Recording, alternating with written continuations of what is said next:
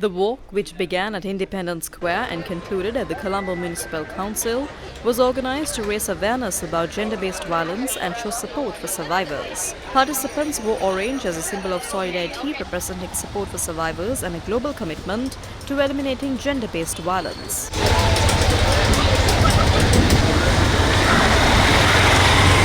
I'm here today for the 16 days launch because we all need to make sure that violence against women and girls.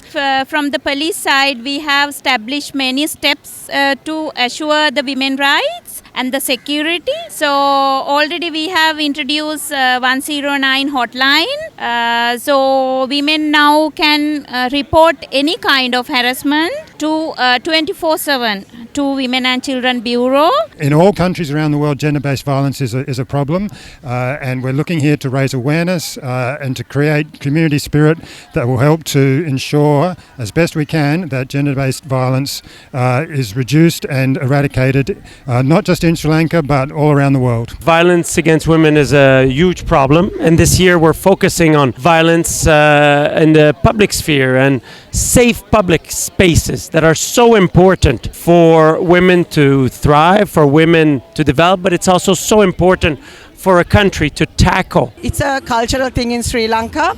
A lot of people who actually go through this don't know how to come out. It's the shame of being having to go through something like this. So I think it's really important that girls especially talk about it, maybe with their parents or even with a close friend, and also to know that it's nothing to be ashamed of, and I think we need to really put a stop to it. Prime Minister Dr. Harini Amarasuriya, several female members of parliament and diplomats also joined the launch of the global 16 days of activism against gender-based violence at the Colombo Municipal Council, reaffirming their commitment to ending violence against women in Sri Lanka.